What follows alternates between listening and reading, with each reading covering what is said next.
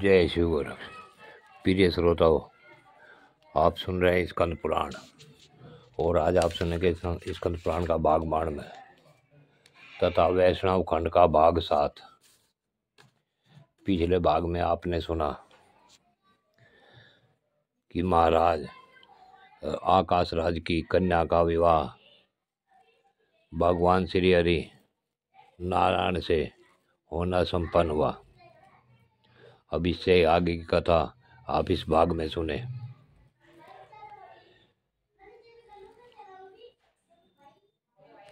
श्रोताओं, उसके बाद देवी का प्रिय करने वाले सुख रूपी दूत को वकुल मालिका के साथ भेजकर आकाश राज ने अपने पुत्र को वायु इंद्र आदि देवताओं के बुलाने के कार्य में नियुक्त किया। साथ ही विश्वकर्मा को बुलाकर अपने नगर की सजावट के लिए काम में लगाया।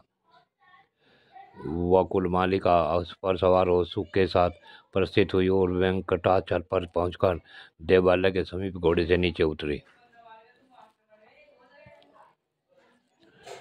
और प्रसन्नता पूर्वक बोली, प्रभु, माँ का कार्य तो मैंने पूरा कर लिया।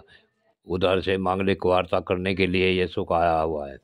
तब भगवान की आज्ञा पाकर सुख ने उन्हें प्रणाम किया और इस प्रकार कहा, हे माधव, भूमि कन्या पद्मावती ने आपके पास यह संदेश भेजा है कि मुझे अंगीकार कीजिए। हे रमापति, मैं आपके ही नाम लेती हूँ, आपके ही स्वरूप का सदा स्मरण करती हूँ। हे मधुसूदन, आपकी प्रसन्नता के लिए ही मैं सब कार्य करती हूँ। मेरे इस काम में पिता और माता की भी संपत्ति है। देवेश, मुझ पर कृपा करके मुझे अंगीकार कर लीजिए।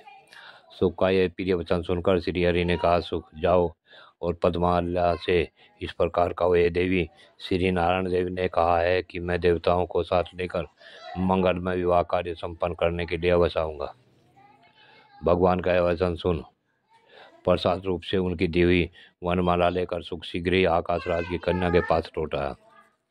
उसने कस्तूरी की सुगंध से युक्त वह तुलसी माला राजकुमारी को देकर प्रणाम किया और भगवान का शुभ संदेश कह सुनाया। उस प्रसाद की माला को हाथ में ले पद्मावती ने उन्हें मस्तक पर चढ़ा लिया और भगवान के आगमन की प्रतीक्षा करती हुई योग आभूषण धारण किए। आकाश राज ने भी आनंद मग्न हो चंद्रदेव को बुलाकर आदर पूर्वक कहा, राजन, आप नाना प्रकार का सरस भोजन तैयार कीजिए जो भगवान विष्णु के भोग में आने योग्य हो। उत्तम से उत्तम अन्न की व्यवस्था होनी चाहिए। इस प्रकार प्रबंध करके भगवान के आगमन की प्रतीक्षा करते हुए आकाश राज प्रसन्न मन से राजसभा में बैठे थे।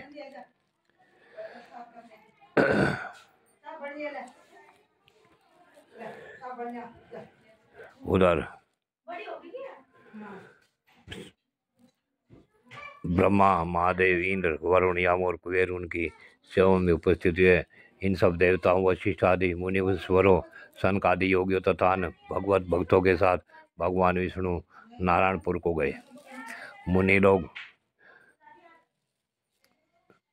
स्तवन संबंधी सूक्तों का जप करते हुए भगवान के पीछे पीछे चल रहे थे। भगवान के साथ संपूर्ण देवता और विश्व किसेन आदि पार्षद चल रहे थे। वकुलमाला आदि सखिया रथों में बैठकर गई। इस प्रकार भगवान ने बारात लेकर आकाश राज के सजे सजाए नगर में प्रवेश किया। आकाश राज ने देखा भगवान आ गए और पुत्री पद्मावती भी ऐरावत पर बैठकर समस्त पुरी की परिक्रमा करके गोपुर द्वार पर आ पहुंची है। तब वे वर वधू को साथ ले आकर भाई बंधुओं के साथ भगवान का दर्शन करते हुए खड़े हो गए। भगवान ने अपने कंठ में पड़ी हुई माला हाथ में लेकर पद्माल्या के गले में डाल दी और पद्माल्या ने बेला के फूलों का गजरा लेकर भगवान के कंठ में पहना दिया। थोड़ी देर होने के पश्चात सुंदर गृह में प्रवेश किया। मंगल